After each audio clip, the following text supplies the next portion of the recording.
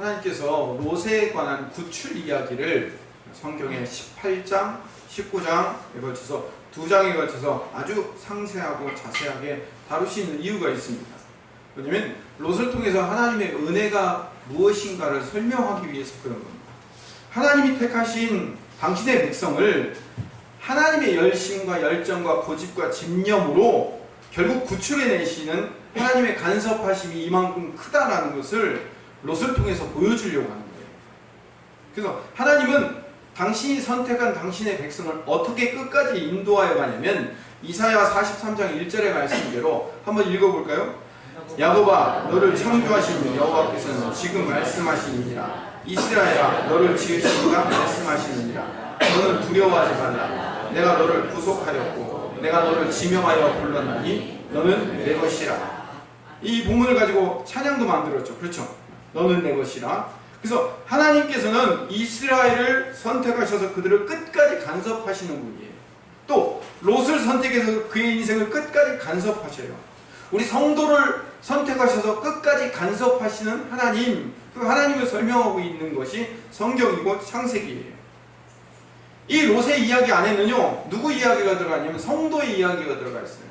다시 말해서 내 얘기가 여기 들어가 있다니까요. 하나님이 나를 어떻게 건져내어 나를 인도하고 이끄는가에 대한 내 얘기가 여기 담겨져 있어요. 우리 지금까지 롯의 이력을 다시 한번 반복해 볼까요? 아브라함을 따라서 저 하란 땅에서 가나안으로 들어왔습니다.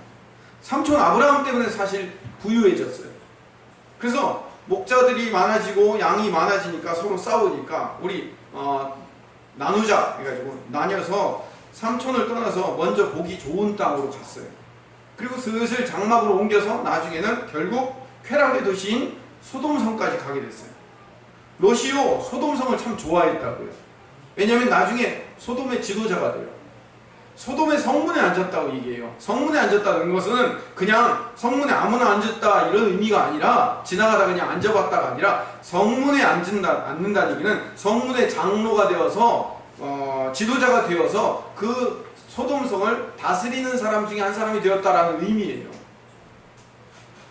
그렇기 때문에 소돔성의 장로가 되었기 때문에 소돔성의 죄악을 고발할 수 없는 존재가 된 거예요. 우리 현대 성도들하고 똑같아요. 롯을 보면 제가요 여러분들에게 맨날 지지리궁상으로 살아라 이런 말을 하고 싶지도 않고 그렇게 말하려고 하는 게 아니에요. 보세요. 우리 성도가 하나님이 주신 재물의 은사를 주어서 받아서 그것을 사용해서 다른 사람에게 베풀고 나눠주면 얼마나 좋겠어요. 그렇죠? 이제 설교를 많이 들어서 별로예요? 얼마나 좋겠어요. 그래서 많은 것들을 받아서 많은 사람들에게 베풀고 나눠주면 얼마나 좋아요. 좋지요. 좋은데 자 보세요. 하나님이 나에게 은사로 주어진 것을 가지고 사람들에게 베풀고 나눠주는 것은 하나 나쁜 게 아니에요. 좋은 겁니다. 그런데 우리 성도가 그 은사로 주어지는 것이라고 생각하지 않고 눈에 보이는 세상의 힘, 세상의 권력, 세상의 명예, 세상의 돈 이거를 추구하는 사람이라면 어떻게 이 세상을 책망할 수 있냐 이거죠. 어떻게 이 세상의 힘이 무상하며 세상의 죄악을 고발할 수 있는 삶을 사냐 이거예요. 어떻게 나그네 인생을 살며 어떻게 천국을 소망하며 죄악으로 가득한 세상의 실체를 우리가 우리 입으로 폭로할 수 있냐 이거죠. 아니 내가 이 세상의 한가운데 살고 있는데 어떻게 이 세상을 폭로할 수 있어요. 나는 달콤한 죄악의 사과를 먹고 있으면서 남들한테는 이거 맛없고 이거 나쁜 거니까 먹지 마라고 얘기할 수 없잖아요. 나도 먹지 말아야지. 사위들이 왜 장인의 말을 농담으로 여겼을까요? 왜? 소돔의 심판, 소돔의 멸망이 곧 닥쳐올 거다. 우리 빨리 도망가자 라고 얘기했을 때 왜 롯의 말에 권위가 없었을까요? 사위들이 볼 때는 이 장인 롯이 그 삶과 말이 너무 다르기 때문에 농담으로 여길 수밖에 없는 거예요. 사위들이 그 구원의 소식을 받아들이고 그것을 내 말씀으로 받아들였는가에 대한 문제는 다음 문제예요. 중요한 것은 일단 롯의 말 자체를 사위들이 진지하게 받아들이지 않았다는 거예요. 이게 문제예요. 그게 우리의 이야기인 거예요. 세상에 우리가 복음을 전하는 거예요. 복음이 뭐죠? 복음? 복음은 예수 그리스도가 우리를 구원해 내셨고 그분을 믿어야 우리는 이 땅의 종말의 삶을 면하고 천국의 삶을 살 수 있다는 것이 복음이잖아요. 예수님도 세례 요한도 복음을 전했어요. 그 복음이 뭐예요? 회개하라. 천국이 가까웠다 하잖아요. 그렇죠? 우리도 그 복음을 전해야 되는데 우리가 이 세상의 한가운데서 이 세상을 즐기며 사는데 우리가 먼저 안 왔으면 좋겠는데 우리 성도들이 먼저 종말이요? 좀 이따 오면 안 돼요? 우리 먼저 좀 더 즐기고 그 다음에 오면 안 돼요? 여기서 이렇게 그냥 끝나기는 너무 원통이요. 조금 더 이 땅에서 좀 누려보고 가겠습니다 라고 내가 내 성도가 먼저 그런 생각을 갖고 있는데 어떻게 세상을 향하여 이 땅은 종말의 땅이며 이 땅은 심판의 땅이며 우리가 영원한 하나님의 나라를 살며 우리는 이 땅에서 나그네 인생을 살아야 됩니다를 어떻게 외치냐고요. 말로만 외치지만 그것이 사람들한테는 전달이 안 돼요. 농담으로 여긴단 말이에요. 너나 잘하세요 라고 얘기를 한단 말이에요. 성도가 세상의 가치를 추구하며 살고 성도가 세상에 미련을 두고 사는데 어떻게 세상 사람들에게 종말을 이야기하며 이 땅에 미련을 두지 말라고 얘기를 하냐고요. 우리가 나그네 인생을 살지 않고 있는데 어떻게 세상을 향하여 나그네 인생을 살으라고 복음을 전할 수 있냐 이거죠. 우리는 그래서 그런 의미에서 입으로만 복음을 전하는 거예요. 그래서 세상이 우리를 향하여 얘기하죠. 너희들부터 종말의 삶을 살아봐라. 너희들부터 나그네 인생을 살아봐라. 우리가 안 살고 있으면서 그렇게 이율배반적으로 살고 있는 모습이 롯이며 롯의 아내인 거죠. 그래서 롯과 롯의 아내를 통하여서 우리 성도의 삶을 고스란히 보여주고 있는 거예요.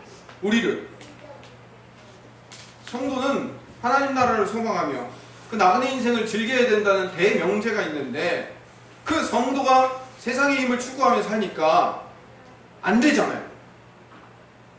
성도 자체가 이 신앙생활의 열매와 결과가 세상의 가치와 세상의 복을 얻을 수 있는 것이다 라고 성도가 먼저 생각하고 있으니까 우리가 어떻게 이 세상을 떠날 수 있냐 이거예요. 여러분 모든 것을 탈탈 털어버리고 정말 이 땅의 것은 아무것도 아닙니다 라고 털고 일어날 수 있습니까? 지금 당장 일어날 수 있냐고요. 아니요, 조금만 더요.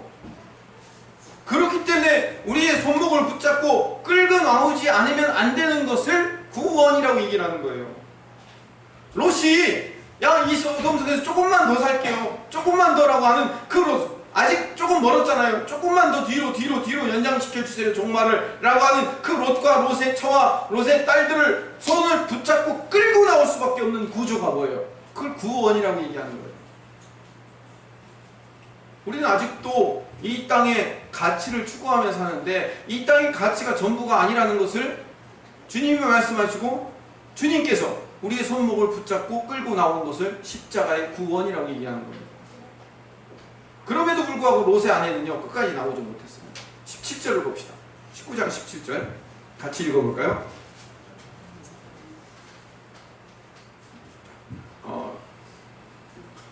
뜨겁고 덥고 힘들고 그러니까 지치시죠. 지치다 보니까 졸립죠. 그러니까 우리 졸리신 분들은 크게 한번 외쳐서 읽어보세요. 그러면 잠이 좀 깹니다. 한번 읽어봅시다. 그 사람들이 그들을 밖으로 이끌어낸 후에 이르되 도망하여 생명을 보존하라. 돌아보거나 들에 머물지 말고 산으로 도망하여 멸망함을 면하라. 도망가라고 얘기해요. 이 땅에서 탈출하라고 얘기한단 말이에요. 그럼에도 불구하고 26절에 보니까 롯의 아내는 뒤를 돌아보았으므로 소금기둥이 되었더라 라고 얘기를 하는 거예요. 이 롯의 아내를 보면서 우리 자신을 돌아보게 만드는 거예요. 그래서 뒤를 돌아보았다는 얘기는 우리 그 아이들 동화에 보면 이거 나오죠. 오빠들이 처음에 보물을 찾으러 동굴을 갔는데 그 동굴은 뒤 쳐다보면 돌로 변하는 거예요. 그래가지고 오빠 둘이가 다 보물 찾으러 갔다가 뒤를 쳐다봐서 동굴에서 돌이 되었어요. 근데 막내 여동생은 뒤를 안 보고 안 쳐다보고 갔어요. 그래서 살아서 보물을 얻었어요. 그래서 정말로 뒤를 이렇게 돌아보면 돌로 딱 굳어지고 소금으로 딱 굳어지는 어떤 마법적인 현상이 일어났다라는 의미가 아니라 성경을 좀 그렇게 보지 마시고 뒤를 돌아보아 소금기둥이 되었다는 얘기는 소돔의 가치에 그대로 빨려 들어갔다라는 의미예요. 왜요? 소돔과 고모라가 유황불로 멸망하고 그 소돔과 고모라라는 땅 자체가 뭘로 바뀌었어요? 사해로 바뀌었어요. 소금 바다로 바뀌었단 말이에요. 그 소금 바다로 바뀌었는데 롯의 아내도 소금 기둥으로 바뀌었어요. 그러니까 뭐예요? 뭘 의미하는 거예요? 롯의 아내도 뭐예요? 소돔이라는 그 가치를 끝까지 붙들고 놓지 않으려 하다가 소돔과 고모라의 그 가치와 똑같이 그 멸망 안에 빠져들었다. 그런 의미를 이야기하는 거예요. 어떤 마법의 현상이 일어났다는 것이 아니라 똑같다예요. 똑같다. 소돔과 똑같이 결과와 멸망의 결과를 맞았다. 그런 의미예요. 자, 롯의 아내는 그렇게 해서 소금 기둥이 되었어요. 그러면 롯은 어떨까요? 롯은 붙들려 나왔으니까 롯은 조금 나았겠죠. 그렇죠? 아니에요. 똑같아요. 롯도 똑같아요. 롯도 끝까지 세상의 가치, 소돔의 가치를 포기하지 않았어요. 왜냐하면 17절에 다시 볼까요? 산으로 도망하여 생명을 보존하라 라고 주님이 분명히 말씀하셨어요. 그런데 18절로 넘어가니까 내 주여 그리마옵소서 라고 롯이 그들에게 이르되 내 주여 그리마옵소서. 나는 산에까지 못 가겠습니다 이거예요. 그러면서 20절에 뭐라고 얘기냐면 작은 성읍이 하나 있으니까 그 성읍이 도망가기에 쉽고 가까우니까 그 성읍에서 목숨을 보존하게 해주세요. 자, 산까지 가려면 너무 힘들어요 라고 얘기하면서 천사 보고 뭐라고 간청을 하냐면 산까지 난 도망갈 수 없다. 하나님이라도 나를 산까지 도망가게 만든 것은 불가능할 거다 라고 얘기를 하는 거예요. 그러면서 작은 성 소알이라는 성까지 나를 보내달라. 그럼 거기서 목숨을 보존하면 좋겠다 라고 간청을 하더라는 거예요. 그러면서 롯이 천사와 다시 말하면 하나님과 거래를 하고 있어요. 작은 이 소알성은 멸망시키지 말고 그곳으로 피하게 해달라. 여러분, 여기서 한 가지 중요하고 아주 놓치지 말아야 될 중요한 게 하나 있어요. 롯이 뭘 타협하고 있는지 아세요? 롯이 타협하고 있는 점은요, 롯이 피하게 해달라는 그 작은 성읍 소알이라는 곳이 소돔성의 축소판이에요. 롯은 자기가 끝까지 소돔의 가치를 버리지 못했다는 것을 증명하고 있는 거예요. 나는 저 작은 소돔성이라도, 아니, 소알성이라도 가서 소돔의 가치, 끝자락을 붙들고 있겠다 이거예요. 소알성이 어떤 성인지 아십니까?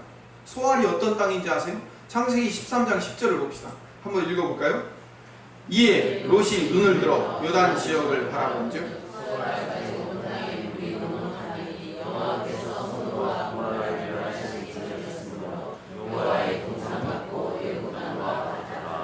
아브라함이 재산이 많아졌어요. 양들이 많아지니까 롯과 서로 목자들이 서로 싸우니까 야 우리 친척 간에 이렇게 싸우면 안 되니까 네가 먼저 떠나라. 내가 너한테 양보할게. 그럼 네가 좌하면 내가 우하고 네가 우하면 내가 좌할게 라고 그렇게 해서 땅을 양보했어요. 그러니까 이 롯이 제일 먼저 쭉 쳐다보다가 아우 저 땅이 굉장히 좋아 보인다 라고 해서 눈에 보이기에 좋은 땅, 물이 그 땅은 넉넉하고 그리고 소돔과 고모라를 멸하기 전 땅이기 때문에 여호와의 동상 같고 애굽 땅과 같은 그런 좋은 땅이 눈에 보이더라는 거예요. 거기 어디냐면 소알 지역이에요. 그 소알이라는 땅을, 그 풍요로운 땅을 보고 갔던 거예요. 그러니까 롯이 산에까지는 못 가겠다고 주저앉아서 퍼졌지만 사실은 거기까지 내가 뜀박질을 못해서 주저앉아 퍼졌다는 의미가 아니라 그게 아니에요.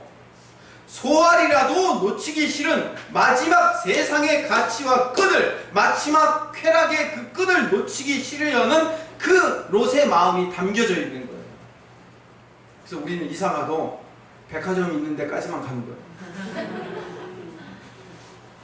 제가 친구들이랑 우리 동기들이랑 무슨 일 때문에 어디 놀러 가게 됐어요. 근데 친구들 중에 하나가 이렇게 얘기하는 거예요. 야, 그 시골 가다 보면 하나로마트 다 있잖아요. 그렇죠? 하나로마트 가까운 데까지만 가자. 왜요? 거기는 물건 살 수 있고 그 안으로 들어가면 못하니까. 우리는요 하나로마트까지만 가자는 거예요. 그거라도 차지하자. 세상의 가치, 세상의 그 마지막 끈을 하나는 붙잡고 있자는 거예요. 그래서 롯이 바라보는 게 뭐냐면 보암직도 하고 먹음직도 하고 지혜롭게 할 만큼 탐스러운 열매의 마지막 끝, 세상의 가치라는 포기하지 못할 그 끝자락을 붙들고 싶다는 거예요. 할 수만 있으면 아마 롯은 소돔으로 돌아갔을 거예요. 소돔에서 그 세상의 가치를 누리던 것을 소환해서라도 포기하지 않겠다 이거예요. 저하고 성경을 읽으면서 여러분들이 지금까지 잘 아셨겠지만 성경을 읽으면서 우리는 아브라함, 모세, 다윗, 다니엘 같은 그런 인물들을 나한테 투영하고 싶어요. 그래서 우리 아이들한테도 어떻게 이름을 붙여요? 우리 현이 이름이 다니엘이에요. 다니엘 같은 멋진 애굽의 총리가 되게 해주세요. 아브라함 같이 믿음의 조상이 되게 해주세요. 모세 같은 용기 있는 지도자, 영도자가 되게 해주세요. 다윗과 같은 하나님의 마음에 합한 사람이 되게 해주세요. 얼마나 거창하고 좋아 보여요. 그런데 여러분 오해하지 마세요. 성경의 그런 위대한 인물들은요, 그 모델과 상징과 그림자로 삼아서 예수 그리스도를 드러내려는 목적으로 그들을 만들어낸 거예요.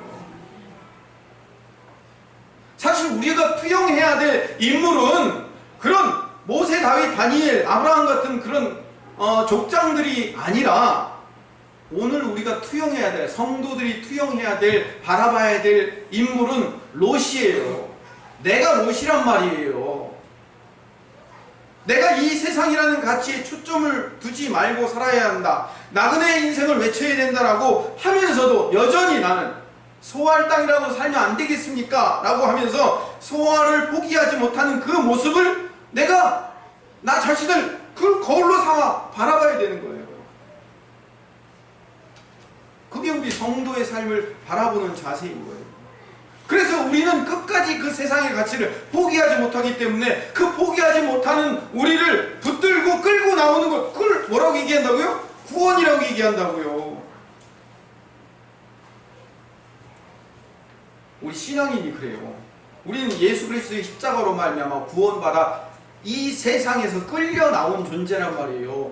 이미 우리는 천국의 시민권을 갖고 있는 하나님의 자녀 된 존재란 말이에요. 이럴 땐 아멘 해도 괜찮아요. 네. 그런데 우리는 그렇게 하나님의 자녀 된 존재로 이미 우리는 우리의 이마의 오른손에 인이 박힌 사람들이란 말이에요. 그래서 우리는 하나님 나라의 가치를 추구하며 살아야 되는 존재란 말이에요. 왜? 예수 그리스도의 피로 우리를 구원받아 우리를 깨끗이 씻어 새로운 존재, 새로운 피조물로 만들어낸 자들이기 때문에.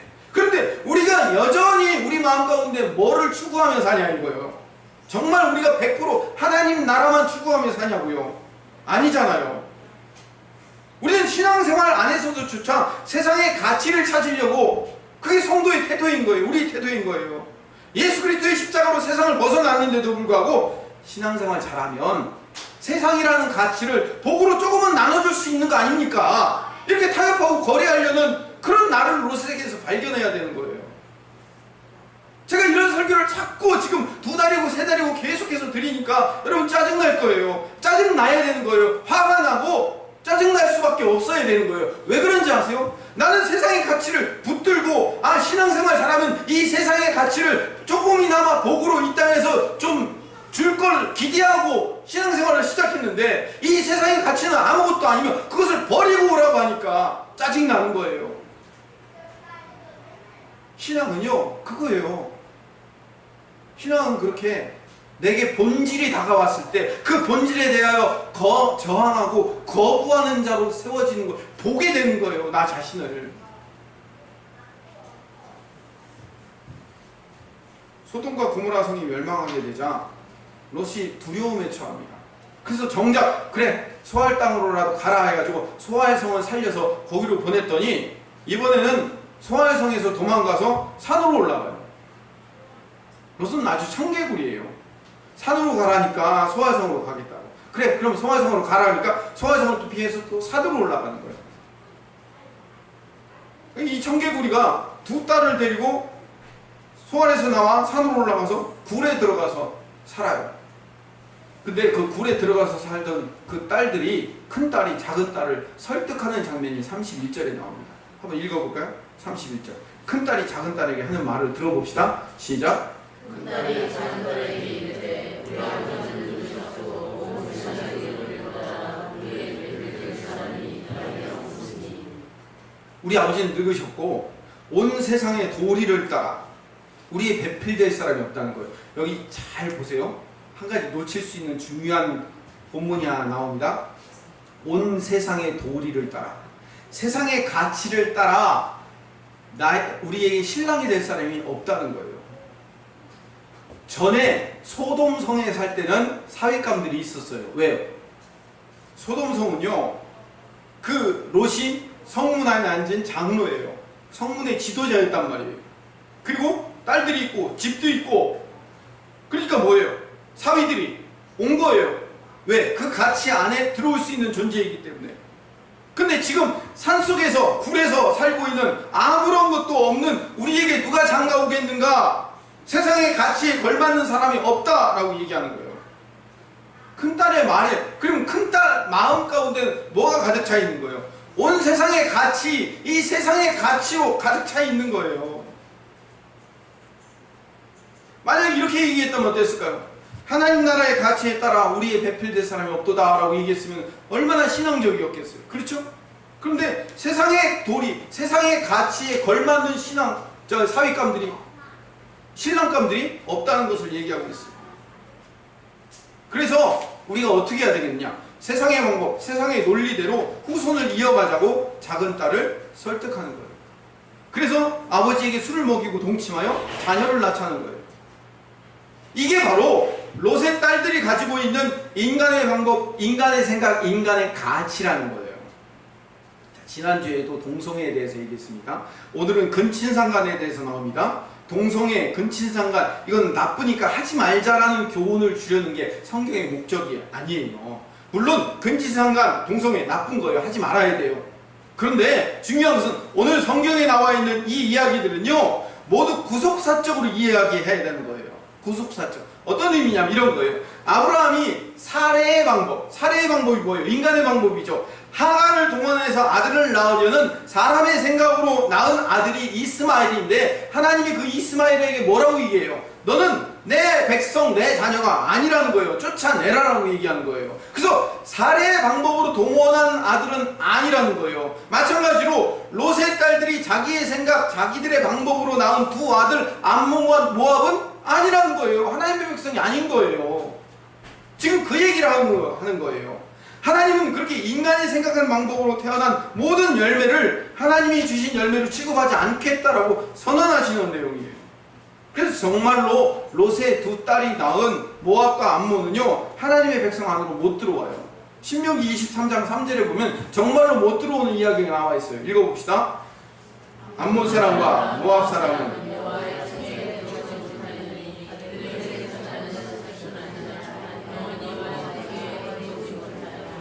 영원히 못 들어온대요. 영원히. 왜? 그들은 저주받은 민족이기 때문에. 왜 저주받은 민족이죠? 왜?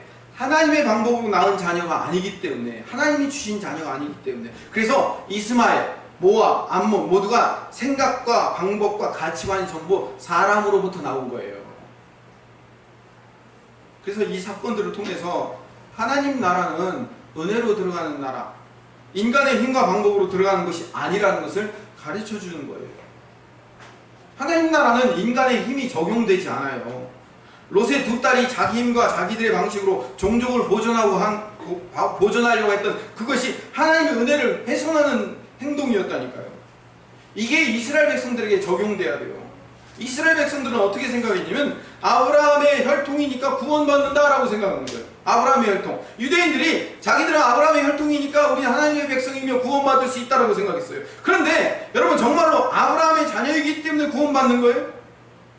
아니에요. 틀렸어요. 세례 요한이 마태복음 3장 9절에 뭐라고 얘기했냐면, 속으로 아브라함이 우리 조상들이라고 생각하지 말라. 내가 너희에게 이르노니 하나님이 능히 이 돌들로도 아브라함의 자손이 되게 하시리라. 돌로도 아브라함 자손 만들 수 있어. 니네가 아브라함의 자손 혈통이라고 구원받는 게 아니야. 하나님의 은혜야 라고 얘기를 하는 거예요. 예수님도 말씀하셨어요. 마태복음 8장 11절 12절 말씀 같이 읽어봅시다. 시작. 또 너희에게 이르노니 동서로부터 많은 사람이 이르러 그 나라의 본 자손들, 잠깐요. 그 나라의 본 자손이 누구예요? 유대인들이죠. 유대인들은 바깥 어두운 데 쫓겨나 거기서 울며 이를 갈 거라는 거예요.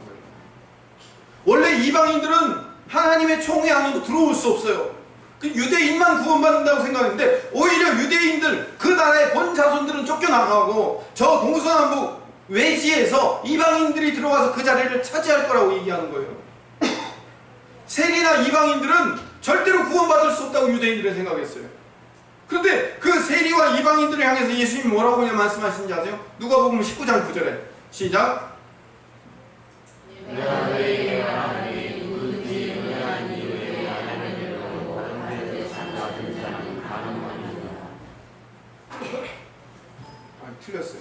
누가복음인데 제가 잘못 적어주세요. 제가 말씀드릴게요. 시작. 예수께서 이르시되 오늘 구원이 이 집에 이르렀으니 이 사람도 아브라함의 자손이니로다. 세리를 향하여 얘기한 거예요. 유대인들은 세리는 절대 들어올 수 없다고 하는데 예수님은 뭐라고 하냐면 오늘 이 사람이 아브라함의 자손이 될 거라는 거예요. 누가 아브라함의 자손이 되죠? 하나님의 은혜를 받은 자예요. 혈통이 그걸 만들어주는 게 아니에요. 이거를 거꾸로 증명하셔요. 어떻게 거꾸로 증명하시냐면 제가 방금 말씀드린 대로 모압과 암몬 정도는 여호와의 총회에 결코 들어올 수 없다고 얘기했죠. 그런데 성경에 모압 족속 중에 예수님의 족보에까지 올라간 사람이 한 사람이 있어요. 그 사람이 누구냐면 룻이 아니고 롯이에요. 롯. 틀렸어요. 롯이 아니고 룻이에요. 오늘 아침에 힘든 일 하고 계셨어요? 표정들이 너무 힘들어하셔서 덥고 힘들고 짜증나고 일주일 내내 그 힘듦이 여호와서 폭발하시는 게 아닌가 싶은 그런 생각이 들어요. 우리 다 표정을 좀 밝게 하시고 우리 서로 옆 사람을 향해서 인사하면서 우리 행복합시다. 인사 좀 해보시죠. 행복하세요. 네. 더워도 좀 참아봅시다 하면 인사해요. 더워도 한번 참아봅시다. 아침부터 여러분 표정이요 너무 힘들어하는 표정을 갖고 있길래 롯이 아니고 룻이에요. 룻은 모함 여자예요. 그런데 이 모함 여자 룻이요 다윗의 할아버지를 낳아요. 그리고 다윗의 왕족 족보에 올라가요. 마태복음에 보면 예수님의 족보에도 올라가요. 아니 원래 율법에는 뭐라고 돼 있어요? 모압과 암몬 사람은 절대로 들어올 수 없다고 했는데 왜 이 룻은 들어갈 수 있어요? 이게 하나님의 은혜인 거예요. 하나님이 은혜를 주는 자는 그가 어떤 자이든 들어올 수 있는 거예요. 하나님의 은혜가 없는 자는 그가 아무리 아브라함의 자손이며 유대인일지라도 안 되는 거예요. 누구에게 달려있냐면 하나님 그분의 은혜에 달려있다는 거예요. 잠깐 설명합시다. 하나님께서 베들레헴에 기근이 들게 만드셔요. 베들레헴이 기근이 들자 나오미가 모압으로 나가요. 거기서 며느리를 얻었는데 그 며느리가 룻이에요. 룻이 시어머니가 섬기는 하나님을 섬기겠다고 베들레헴까지 쫓아와요. 근데 보아스에게 은혜를 입어서 아들을 낳는데 그가 다윗의 할아버지가 돼요.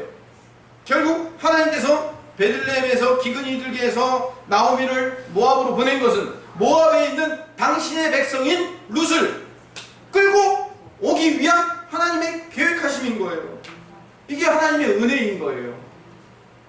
우리가 룻이란 말이에요. 우리가 이방의 혈통들이에요. 우리 이방인들은요 여러분 다 이방인들이잖아요. 여기서 유대인 혹시 있으세요? 아무도 없잖아요. 우리 전부 다 이방인들이에요. 우리는 원래 본질상 진노의 자식이고 우리는 여호와의 총회에 결코 들어갈 수 없는 율법으로는 우리는 결코 들어갈 수 없는 사람들이에요. 그런 자격이 안 되는 자들인데 우리 이방인들이 구원을 받았어요. 그 구원의 조건이 뭐예요? 하나님의 은혜예요.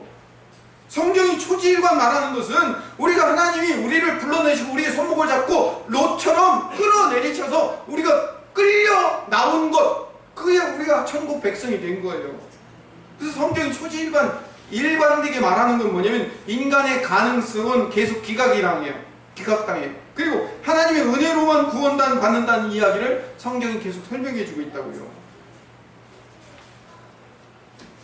그래서 나의 어떠함과 상관없이 하나님 앞에 당당히 나아갈 수 있는 근거는 오직 예수님이 십자가야. 그 의미에서 믿음은 내 것을 가지고 나가는 게 아니라 하나님 것을 받은 것을 가지고 나가는 거예요. 그 은혜를 선물로 받고 그 은혜 받은 자들이 구원받은 자인 거예요. 그래서 그래서 우리는 그 구원받고 천국 백성이 된 자에서 은혜로 천국 백성이 되어 천국을 소망하며 살아가야 될 자인데, 그런데 그 롯과 같은 우리 성도가 은혜로 구원받고도 끝까지 소할 땅을 버리지 않으려고 애쓰는 것처럼, 우리 롯과 같은 이 성도들이 끝까지 은혜로 구원받은 후에도 자기의 가치를 챙기려고 하고 세상의 가치를 좀 챙겨보려고 자꾸 하나님과 타협하더라는 거예요. 하나님, 내가 이만큼 봉사해주고 내가 이만큼 믿어줬으니까 나도 세상의 가치를 하나님의 복이라는 이름을 동원하여 그 나한테 소아의 성처럼 조금은 주실 수 있는 거 아닙니까? 라고 하나님하고 자꾸 타협하려고 든다니까요. 성도들이 하면 너무 거창해요. 내가 이 땅의 모든 복을 받지 말려, 이 땅의 모든 가치들을 몽땅 받지 말고 지질궁상으로 살아보자가 아니라, 하나님은 우리에게 그럴지라도 은혜를 주셔서 우리를 먹이시고 입히시고 채우시고 돌보시는 분이 하나님이셔요. 하나님은 내가 이 세상의 가치를 추구하지 않아도 하나님이 나를 돌보시는 분이란 말이에요. 그런데 내 목적이 신앙생활 잘해서 이 땅의 복과 이 땅의 가치를 내가 그걸 부여받는 것이 내 인생의 목적으로 살면 롯이란 말이에요. 근데 우리 성도가 전부 다 그렇게 롯처럼 타협하며 살아가고 있다는 것을 성경에서 발각당해야 된다는 거예요. 폭로되어야 돼요. 내가 그걸 드러나야 된단 말이에요. 그렇게 폭로된 존재인 내가 주님 앞에서, 이 성경 앞에서, 나는 마지막 순간까지 이 내 꼬라지가 절망일 수밖에 없구나.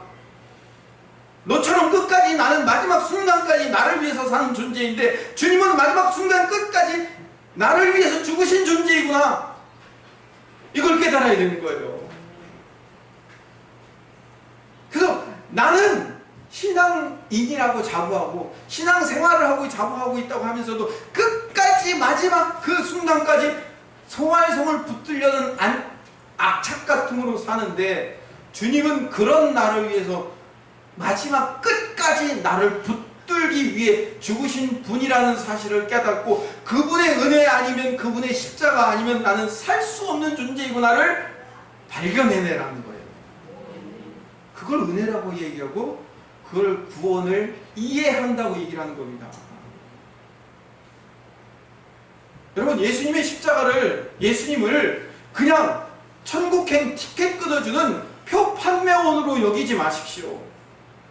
우리가 나중에 백보자 심판 앞에 가면 천국, 나 예수 믿어요? 그러면 착각해가지고 표 하나 주고, 예수 믿는 표 하나 줘가지고 그거 티켓 받아갖고 툭툭 끊어가지고 천국 갈 수 있는 표 판매원이 아니란 말이에요.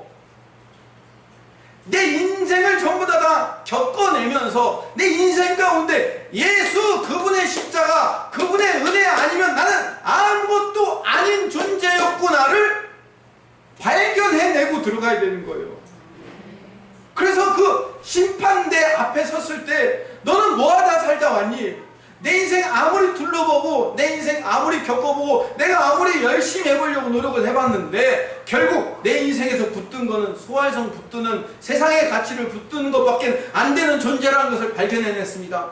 그럼 너한테는 지금 당장 뭐가 필요하니? 나는 예수님의 십자가 이외에는 필요한 게 없어요. 그분의 십자가 아니면 내 인생은 아무것도 아닌 빵 0입니다. 그래? 통과. 그래서 주님의 십자가를 가지고 통과시키는 거예요. 그 사람을. 신앙생활 하면서 내 가치, 세상의 가치를 복인 줄 알고 착각하여 그걸 전부 다 얻어가지고 하나님 나한테 이런 복을 주셔서 내가 이 땅에서 이렇게 누리다 살아왔습니다 하면서 그거 몽땅 다 끌어안고 갈 수 있다고 생각하십니까? 그 인생의 예수는 어떤 존재인데요? 그런 사람의 인생의 예수는 무슨 존재인데요? 천국행 티켓 판매하는, 티켓팅하는 사람밖에 안 되잖아. 그래서 우리가 하나님의 은혜를 깨달으라는 거예요. 그 은혜 안에 살지 않으면 안 된다는 것을 배우라는 거예요. 누구를 통해서? 롯을 통해서 배우라는 거예요. 이방인이야 절대로 하나님 백성 안으로 들어올 수 없는 존재인데도 하나님의 은혜 때문에 끌려 들어올 수 있는 그런 룻과 같은 인생이 나라는 걸 알고, 나는 끝까지 세상의 가치를 추구하며 사는데 그 손목을 붙들고 끌고 나오는 하나님의 은혜가 있기에 살아나 있는 롯과 같은 존재가 나라는 것을 발견하고 깨닫고, 그래서 그 주님의 은혜에 감사하여 하나님이 나에게 오늘도 또 그 은혜를 더하셨습니다 라고 고백할 수밖에 없는 존재로 여러분들이 세워지기를 소망합니다. 그래서 마지막 9절에 16절에 여호와께서 그에게 자비를 더하시며더라. 그렇게 세상의 가치, 소알의 가치를 끝까지 붙들려고 하는 그 롯에게 뭘 더하셨다고요? 자비를 더하셨어요. 그분이 하나님이신 거예요. 어떻게 너를 구원해 줬는데 네가 그따위로 생각할 수 있니? 너는 자격 미달이야 라고 우리를 끊어내시는 게 아니라 끝까지 나만 바라보고 내 가치만 추구하면서 사는 나를 붙들어 세워서 나에게 또 자비를 더하시는 분이 하나님이시며 그분의 아들 예수님의 십자가의 공로라는 사실을 가슴 깊이 깨닫고 또 깨닫는 하나님의 자녀로 더 세워지기를 간절히 소망합니다.